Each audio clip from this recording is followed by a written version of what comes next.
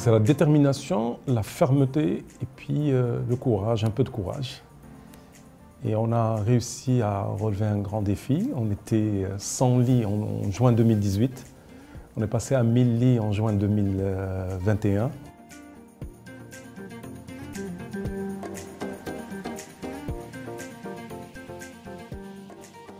Pour le chiffre, on est à quelque chose comme 1,5 milliard, entre 1,5 milliard et 2 milliards d'investissements de dirhams. Pour la partie bailleur de fonds, on est accompagné déjà par un fonds d'investissement qui est MCP, le fonds méditerranéen, et qui nous accompagne maintenant depuis 2 ans. Depuis quelques mois, on a créé un bras immobilier qui va nous permettre de nous concentrer sur la partie soins, notre métier, et laisser la partie immobilière à des acteurs qui sont des professionnels en la matière de la foncière, à savoir qu'on a créé Acdital Immo avec maintenant une participation à majorité par Radaï qui détient 51%, et Acdital Immo, Acdital Holding, elle détient quelque chose comme 32-33%, et BFO qui est dirigé par notre ami Mohamed Bouzouba du Batran TGCC qui détient quelque chose comme 17%, entre 16 et 17% de tour de table.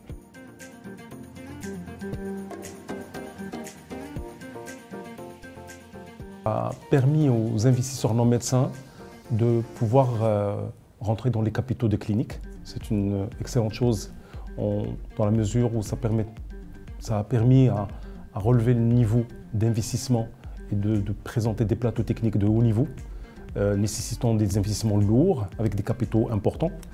Et en tant que médecin, ça m'a permis de pouvoir quand même devenir un médecin investisseur, parce que la loi ne permettait pas, la réglementation en vigueur avant cette loi ne permettait pas à un médecin d'exercer aussi bien son art en tant que médecin et de pouvoir investir dans le secteur de la santé. Et cette loi nous a permis quand même de réaliser de belles choses grâce à sa dynamique.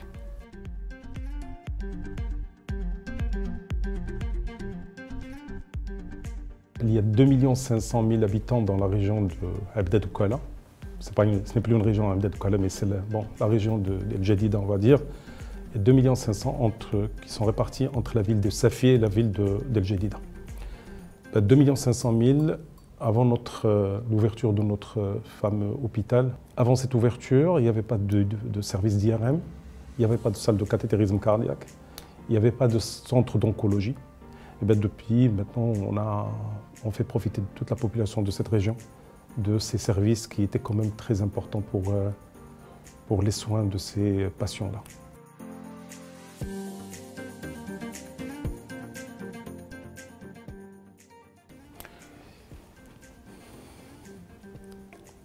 À mon avis, à mon humble avis, le secteur privé, il faut qu'il soit de la partie. Augmenter le budget, c'est très bien. On a besoin d'un secteur public fort, et même très fort, pour pouvoir quand même travailler en symbiose et en totale complémentarité entre les différents acteurs de santé ou de soins dans notre pays. Mais sincèrement, mon rêve, c'est de voir quand même un partenariat public-privé s'instaurer en bonne et due forme et qu'on arrête de traiter le secteur public comme secteur à part et le secteur privé presque inexistant dans la stratégie globale du gouvernement. C'est ce qu'on a comme impression actuellement. On a l'impression qu'il n'y a que le secteur public qui soigne les malades et le secteur privé, il est là pour faire de la figuration. Faux et archi faux. 60% des Marocains se dirigent vers le secteur privé pour se faire soigner actuellement. Le tiers de la capacité litière du pays, elle est dans le secteur privé. Donc c'est un secteur à prendre en compte et il faut l'impliquer. Il faudrait quand même, le bon sens voudrait qu'on l'implique de façon ferme et déterminée dans toutes les stratégies futures en matière de soins et de santé.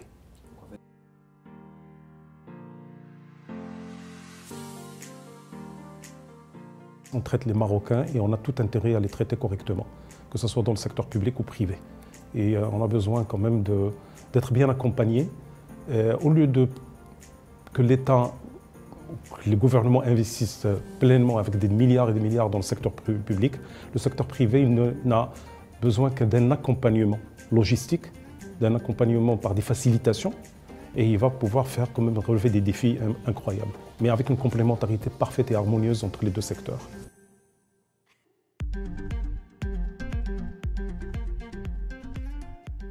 Dans la mesure où elle n'a tenu compte que du secteur public. C'est comme si le secteur privé n'existait pas, alors qu'il est quand même partie prenante, et comme j'ai dit tout à l'heure, il représente quand même, il soigne actuellement 60% de la population générale, quelle que soit leur couverture, avec ou sans couverture d'assurance maladie.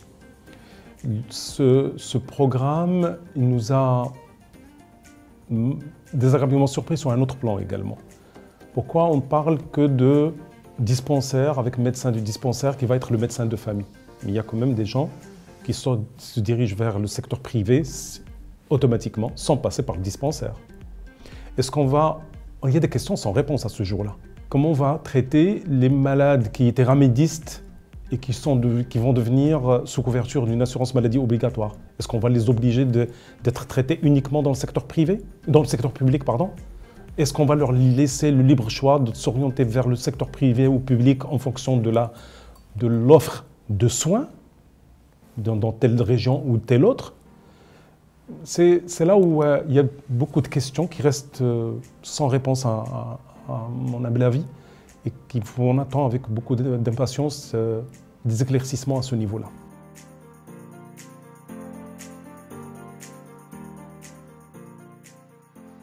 Avec la généralisation de l'assurance maladie, on espère avoir un partenariat, surtout dans deux secteurs, les ressources humaines, et un autre secteur, c'est au niveau de plateaux techniques, d'offres de plateaux techniques à la population de telle ou telle région.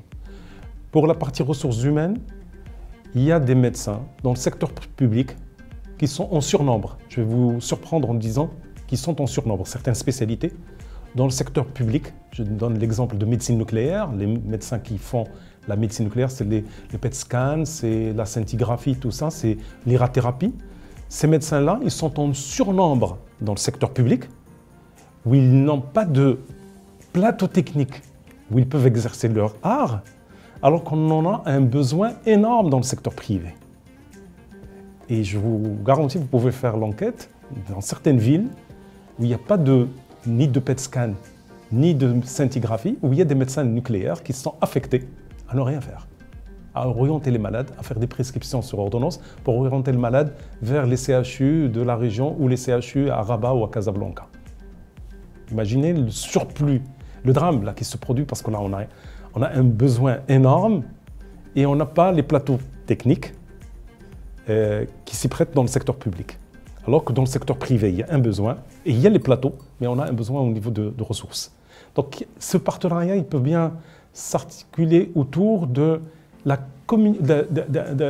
communication entre les deux secteurs et la facilitation de flux entre secteur public et privé, ou bien inverse. L'inverse aussi est vrai. Dans certains cas, il y a certaines chirurgies qui ne se pratiquent pas dans le secteur public par manque de ressources, alors qu'il y en a dans le secteur privé. On peut bien à ce moment-là faire de telle sorte à ce qu'il y ait quand même un flux dans les deux sens, une facilitation du flux parce que c'est dans l'intérêt du citoyen qui est le consommateur de soins en fin de compte. Deuxième point très important dans le partenariat public-privé, c'est au niveau des positionnements stratégiques ou le positionnement de certains hôpitaux privés ou publics, que quand l'un des secteurs s'installe dans une région ou dans une ville, ce n'est pas la peine que l'autre secteur vienne s'implanter dans cette même ville. Parce que c'est des plateaux qui vont être offerts à la population, que ce soit pour le public ou pour le privé. Ce sont deux secteurs qui se complètent, qui doivent se compléter harmonieusement.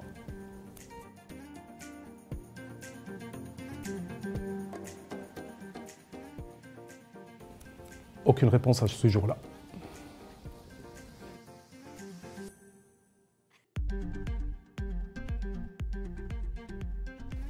Ce sera le Graal. On a, à ce jour-là, on a fait étiqueter le secteur privé comme secteur obscur. Il y a de l'absence totale de la transparence. Un secteur où on fait beaucoup de noirs et on n'a aucun intérêt à nous structurer et à être institutionnalisé. On est en train de prouver, avec d'autres groupes bien entendu institutionnalisés et des groupes qui sont sérieux, prouver tout le contraire. On est des groupes travaillant dans la transparence. Il n'y a pas un malade qui sort d'une des cliniques du groupe, ou même des cliniques des groupes structurés, qui sort sans facture numérotée. Et je mets au défi quiconque de me prouver le contraire. On est dans la transparence et on restera dans la transparence et on va prouver par l'introduction en bourse que le groupe, et il y a des groupes qui sont très sérieux et qui font dans la citoyenneté et dans la transparence la plus totale.